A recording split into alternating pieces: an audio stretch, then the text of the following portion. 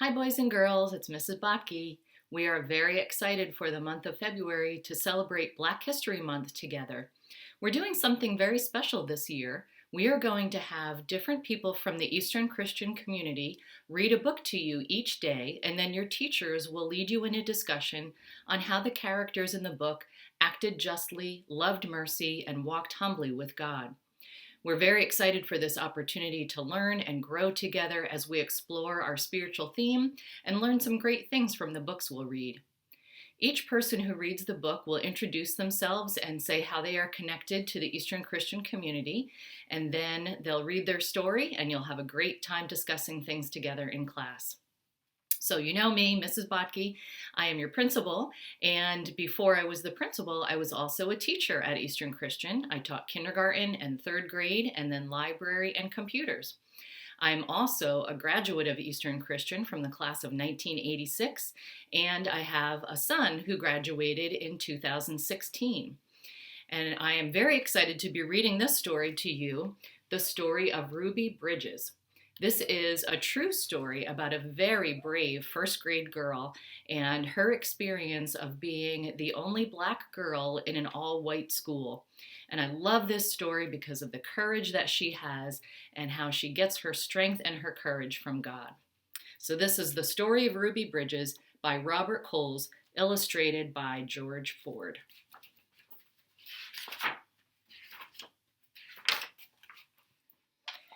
Ruby Bridges was born in a small cabin near Tylertown, Mississippi. We were very poor, very, very poor, Ruby said. My daddy worked picking crops. We just barely got by. There were times when we didn't have much to eat. The people who owned the land were bringing in machines to pick the crops, so my daddy lost his job, and that's when we had to move. I remember us leaving. I was 4, I think. In 1957, the family moved to New Orleans. Ruby's father became a janitor. Her mother took care of the children during the day. After they were tucked in bed, Ruby's mom went to work scrubbing floors in a bank. Every Sunday, the family went to church. We wanted our children to be near God's Spirit, Ruby's mother said. We wanted them to start feeling close to God right from the very start. At that time, Black children and white children went to separate schools in New Orleans. The Black children were not able to receive the same education as the white children. It wasn't fair, and it was against the nation's law. In 1960, a judge ordered 4 Black girls to go to 2 white elementary schools. 3 of the girls were sent to the McDonough 19. 6-year-old Ruby Bridges was sent to first grade in the William Frantz Elementary School.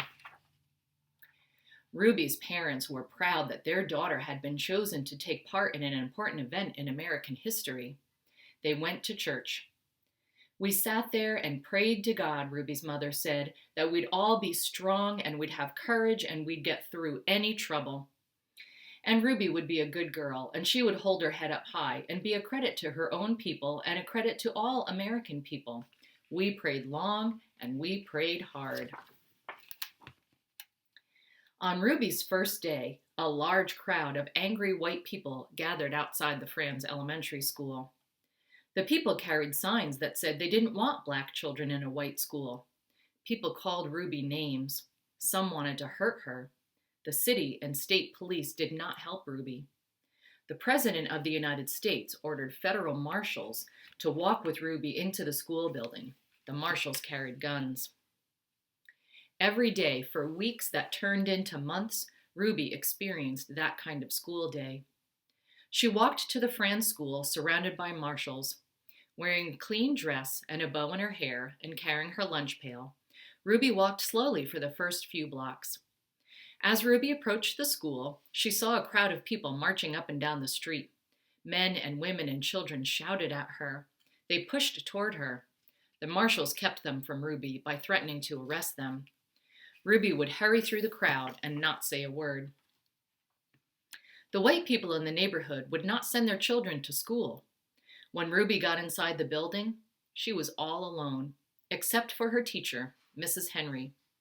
There were no other children to keep Ruby company, to play with, to learn with, and to eat lunch with. But every day, Ruby went into that classroom with a big smile on her face, ready to get down to the business of learning.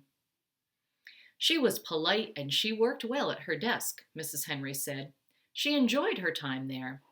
She didn't seem nervous or anxious or irritable or scared.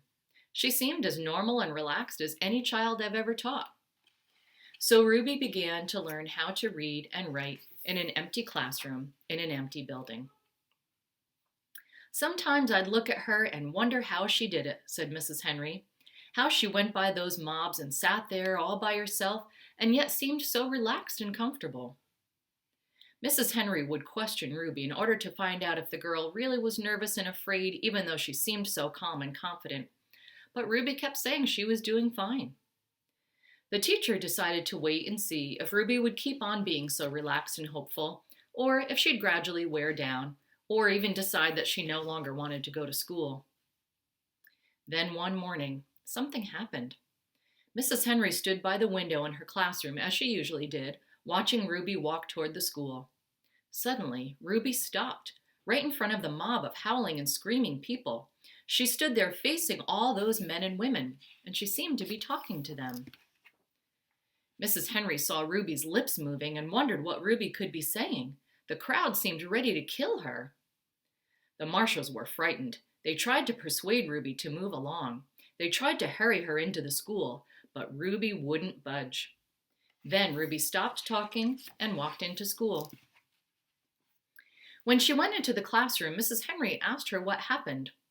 Mrs. Henry told Ruby that she had been watching and that she was surprised when Ruby stopped and talked with the people in the mob. Ruby became irritated. "I didn't talk with them," she said. "Ruby, I saw you talking," said Mrs. Henry. "I saw your lips moving." "I wasn't talking," said Ruby.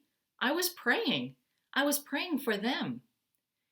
Every morning, Ruby had stopped a few blocks away from school to say a prayer for the people who hated her. This morning she forgot until she was already in the middle of the angry mob. When school was over for the day, Ruby hurried through the mob as usual. After she walked a few blocks and the crowd was behind her, Ruby said the prayer that she repeated twice a day, before and after school. "Please, God, try to forgive those people, because even if they say those bad things, they don't know what they're doing. So you could forgive them, just like you did those folks a long time ago when they said terrible things about you." This book has an afterword, something that the author wanted you to know after you finished reading the story.